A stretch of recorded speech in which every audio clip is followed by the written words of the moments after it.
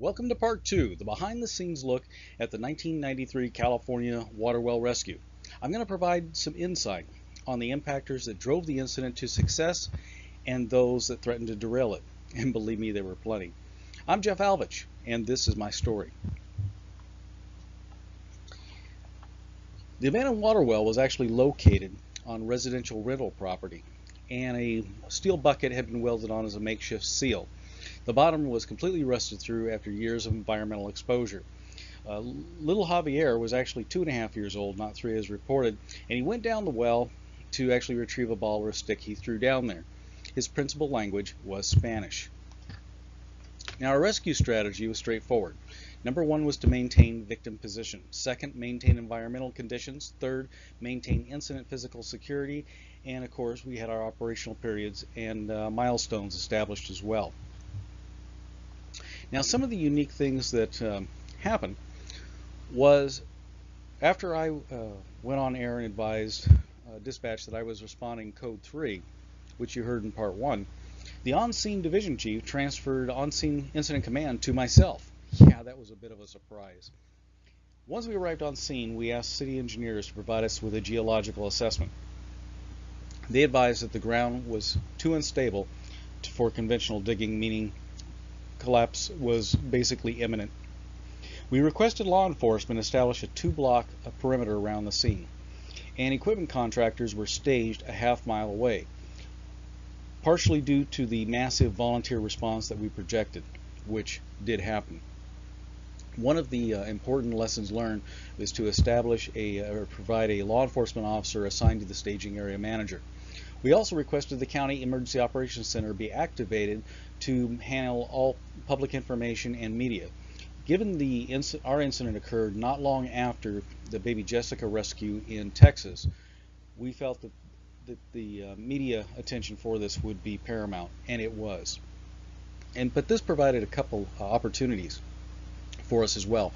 One of which it directed the attention away from the scene itself, and second of all, it allowed us to assisted us in actually maintaining our perimeter security as well. Now, the decision to use the hangman's noose was mine. We utilized a 1-inch diameter nylon tube type flat rope, and it was rated at 1,000 pounds. And this was to ensure that little Javier would not slip farther down into the well, which the well had a projected depth of anywhere from 150 up to 200 feet deep. Now, while common today, back then, no agency in the region, local, state, or federal, possessed confined space positive pressure ventilation equipment. And while we did request contractors, and they did respond, none possessed the ability to provide heated air, a key point. Multiple water well companies we consulted with and advised us that they could dig down there using some very specialized equipment and in essence using sleeves to reach that depth. But that was going to take 6 to 8 hours just to get down to that level, plus the time it would take to dig horizontally over to the well. With nightfall subsurface temperatures projected in the low 40s, we didn't consider this an environmental friendly situation. Now, as you heard in part 1, we directed the on-scene engine companies to administer oxygen into the water well. Many, I'm sure, are cringing at and are saying we've never heard of such a thing. Well, this particular technique is very old school, and it was actually originally developed by the Mine Rescue Association for Mine Rescue, or Mine Rescue Administration. And one of the big issues that you have with anyone who's in a water well or confined space that is like this is the fact that oxygen, the specific gravity, is slightly lighter than carbon dioxide, which people breathe off, and as well as the typical toxic gases that we are dealing with and trying to mitigate, including hydrogen sulfide. And what it does is it pushes the oxygen up above the victim's head, creating an asphyxiant situation. So by administering a line, dropping a line down into the hole and having it at a discharge point of 12 to 14 inches below the victim's head, and with a flow rate of 4 to 5 liters per minute, this actually creates and maintains a 20 to 21% oxygen concentration around the victim's head, which of course is life sustainable.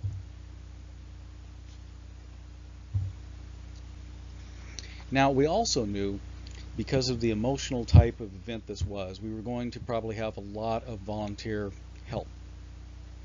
And one of the things that we addressed very specifically early on with law enforcement was no one was allowed to cross the perimeter unless they could demonstrate that they had credentials in their areas of expertise.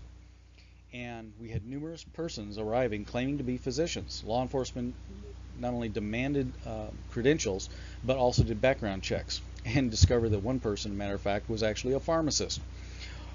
Only one person actually possessed physician credentials or could demonstrate that, and they were a pediatrician. They were advised that we already had communications set up between on-site emergency medical personnel and the emergency room physician, and that if they were going to be there, they were assuming patient care. And as the highest medical authority on scene, they could not transfer that over until the emergency room doctor said approve such. Many people were not too happy about that, but this is state law, this is real world, and we were not going to play any games on this as well.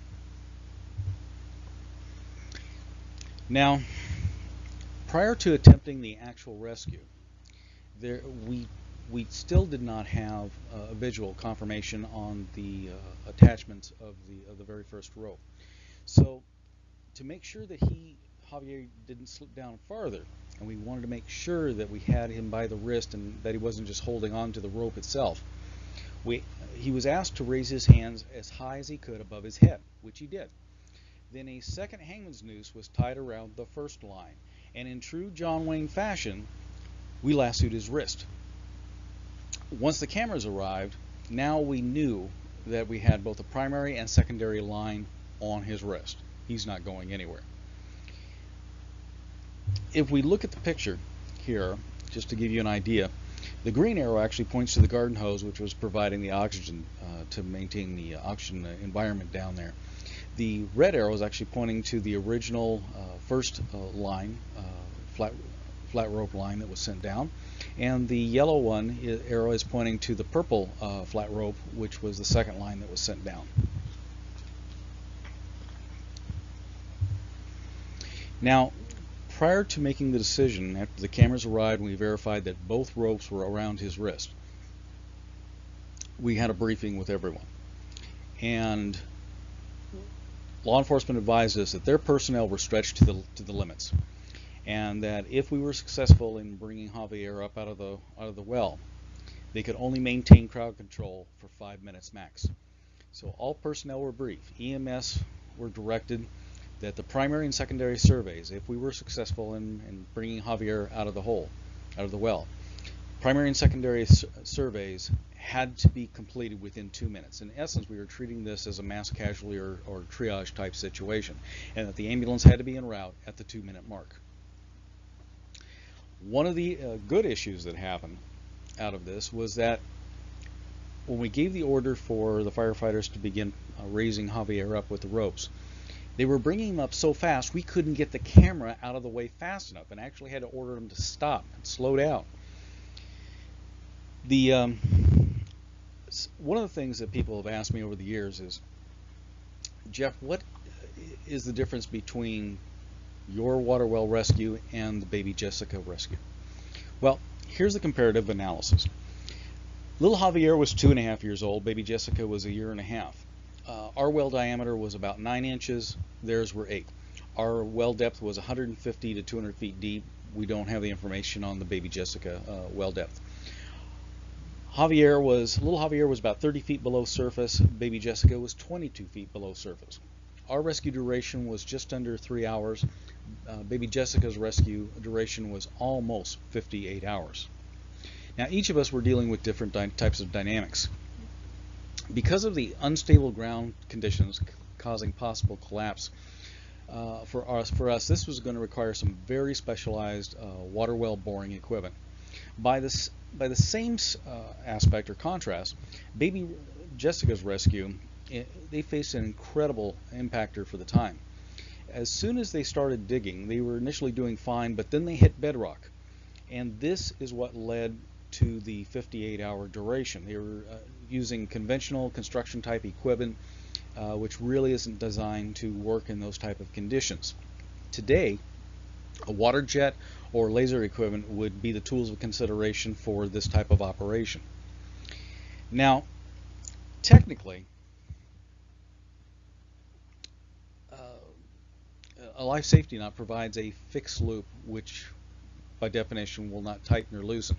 And as we all know, a hangman's noose is designed to tighten but not loosen. We considered that an advantage. And what I did was we ordered a overhand bend knot tied on the free end of the noose. And technically then we met the standard of a life safety knot, although most would consider this bending the rules a bit, and I assume 100% responsibility for that decision. I tied the first hangman's noose myself. But what I do want to talk about is the human casualty part. It's not just the victim and their families watching this unfold who are mentally, emotionally, and physically challenged and impacted, but the rescuers are subject to this as well, and continuing long after the incident has concluded. Specific with little Javier,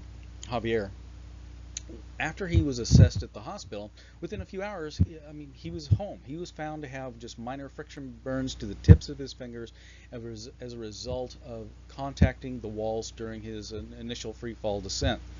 Within a few hours, like I said, he was at home riding his three-wheeler. If we'd gone into extended operations, meaning having to excavate, our operational periods would have been based upon specific task completion segments rather than time duration, ensuring all personnel, including support as well as operational, were rotated every 4 to 6 hours in lieu of the standard 12-hour duration. We have to remember that on any type of extended rescue duration or incident of this type, where there's high emotional demands and factors going on, we are all limited to that of human beings. And our personnel have to be viewed as critical resources. As our communities have invested hundreds of thousands of dollars in these resources, it's our responsibility as an incident commander to protect those resources both during and after these exceptionally demanding events. As we look at the Texas water well rescue, baby Jessica ultimately survived, but her recovery was long. As purported, she has no memory of the event. She experienced 12 surgeries as part of her recovery, including an amputation involving an extremity whose circulation was compromised during her entrapment. But you have to remember, the secondary human casualties amongst response personnel were dynamic as well, including physical and psychological, suspected PTSD, substance abuse, and a variety of legal issues, all of which partly or wholly ultimately led to the suicide of one of the paramedics who rescued her. In closing, let me say this. Although it's important to remember and that we build upon our successes, it's equally important to remember not to repeat our failures as well. I'm Jeff Alvich.